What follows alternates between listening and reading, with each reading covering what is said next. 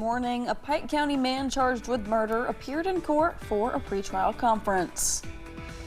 And December is known as National Awareness Month for Seasonal Affective Disorder. We'll tell you what professionals have to say for folks struggling this winter. Dedicated to Eastern and Southern Kentucky, this is WYMT Mountain News This Morning. Welcome to Mountain News This Morning. I'm Caroline Mueller here with you on this Friday, December 5th. The time is now 6:28. Let's check in with meteorologist Megan Dusmel for a look at your forecast this morning.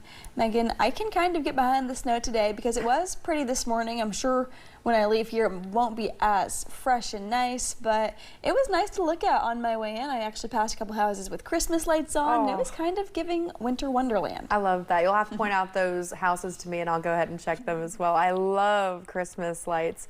But yes, for most folks in Eastern Kentucky, we're seeing at least a little bit of a coating of some snow this morning from that system that made its way through starting last night and has continued into this morning. It's starting to break apart though, as you'll notice, with our far southern counties just still sticking on with that rain wintry mix as you travel a little bit more north, and then those snow chances for our more northeastern counties. Now that will clear out by about 11 o'clock with some lingering chances for our West Virginia counties, and then a nice dry afternoon is in store.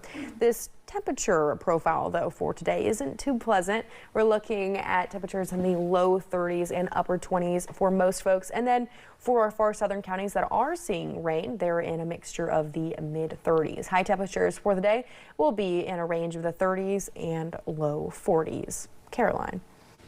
Thanks, Megan. The Old Hall High School gym in Harlan County caught fire early yesterday morning, and at one time officials were concerned 2 people might still be inside. WYMT's McKinley Calandrino spoke to fire officials at the scene and those who hold the historic building near to their hearts. On Thursday morning, local Harlan County Fire Departments say they were called to a building engulfed in flames at the Old Hall High School gym. Fire Chief at Sunshine Fire Department, Stephen Hatfield, said they believe the fire was started by 2 people staying in the building when it got out of control. We had some neighbors that had came down and told us that there was 2 people staying in the basement of it. We reviewed camera footage from the Challenge Academy to see if we could see anybody leaving the building. We couldn't find any footage of anyone leaving. The building is considered a total loss, but to some, this isn't just any building. It is a piece of home. Tim Engel had lived next to the gym for 65 years, but not only could he see the gym from his window every morning, he was a basketball coach in the 80s and even played there as a kid himself. It's really, it's hard to look at, really. It is. It had been this way for the last 10, 15 years old. Yeah, nothing ever done. While this school holds many memories for generations of families, it is also where Kaywood Ledford, a legendary Kentucky sports broadcaster, found his passion, and where some even say he began his career in 1951. Been a lot of things come and go in this building. It's sad too, but this is always a home. No matter what, you know. And while the building is no longer standing, the memories will last a lifetime. In Harlan County, McKinley Calandrino, WYMT Mountain News. And last night, WYMT received a call from the Sunshine Fire Department chief that the missing people were found around 5:30 yesterday evening. Officials say they are no longer persons of interest in connection with the fire as they were not on the property. Officials say they will continue their investigation into the cause. One Pike County man is in jail after he was accused of stalking a minor. Deputies with the sheriff's office arrested Joseph Newcomb Wednesday after serving an arrest warrant in connection to an incident investigators say took place back in May at the South Williamson McDonald's. In a statement, the department says Newcomb followed the minor into a bathroom stall and exposed himself. Newcomb was taken to the Pike County Detention Center. A Pike County man charged with murder appeared in court yesterday for an informal pretrial conference. Brandon Blackburn was arrested in September, charged with the March 1st murder of Brent Wooten. Commonwealth's attorney Bill Sloan says the prosecution is working to get things in order for a trial, as Wooten's family seeks justice. But there are some delays in the process as they await forensic testing. Anytime we have DNA involved in a case, it delays it. It takes time. There are some things that the lab has now that they are processing. So at this time, we don't know how quickly they'll get done.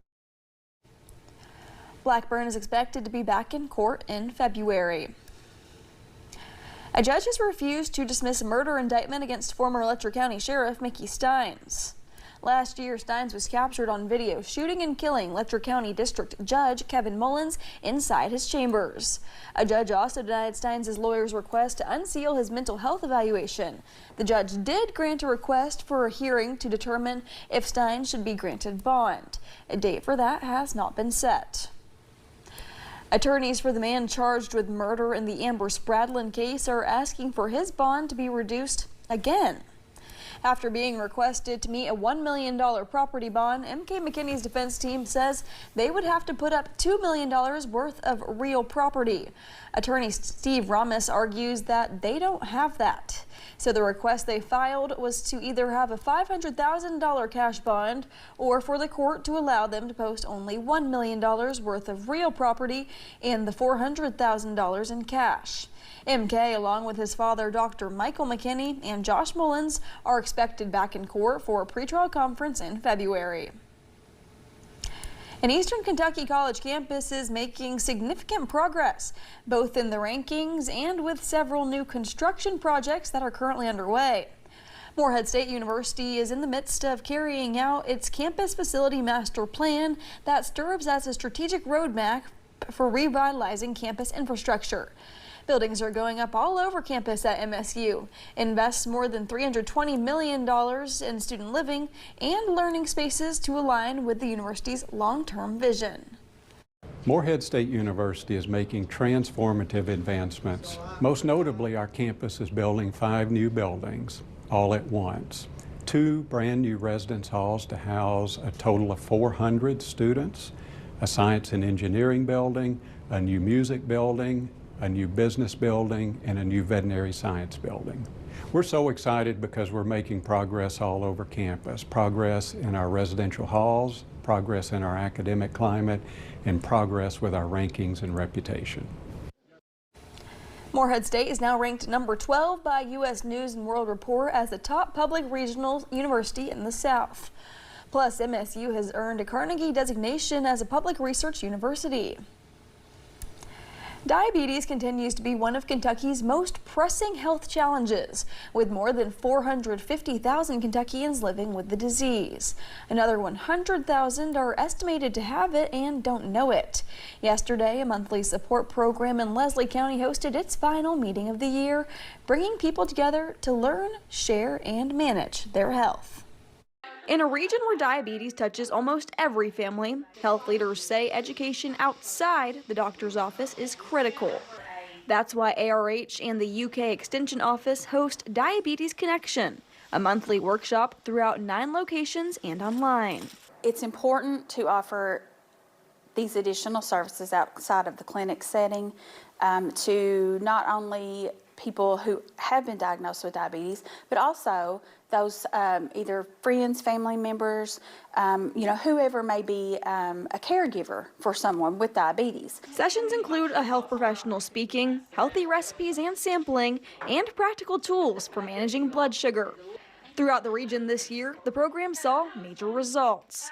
More than 370 participants joined their Healthy Habits Challenge, losing a combined 471 pounds. Every month we have someone telling us what an impact it has made in their lives. We've seen people, drop their A1C scores dramatically. And it's just improving their overall quality of life. For Deanna Adams, who has type 2 diabetes and a family history of serious complications, the support has helped her make real changes. Losing weight is the number one. It's inspired me to continue to do what I am doing, watching my diet. And the diets, the recipes they give you, I've made them all but one. Adams says the program and the people in it keep her motivated as she works to stay healthy. The friends, the people that's here, because they all support one another. and that helps a big lot. Organizers say they hope to continue expanding, especially as rural families face barriers like transportation and limited access to fresh foods. Sessions will resume in January and are typically hosted on the fourth Thursday of each month. The program is open to anyone living with diabetes or caring for someone who is, with in-person and Zoom options available. This cold and snowy weather makes some people happy, but others feeling down. December is known as National Awareness Month for Seasonal Affective Disorder, or also known as SAD. Some symptoms of the disorder can include trouble sleeping, anxiety, lowered energy, loss of interest, and feeling sad.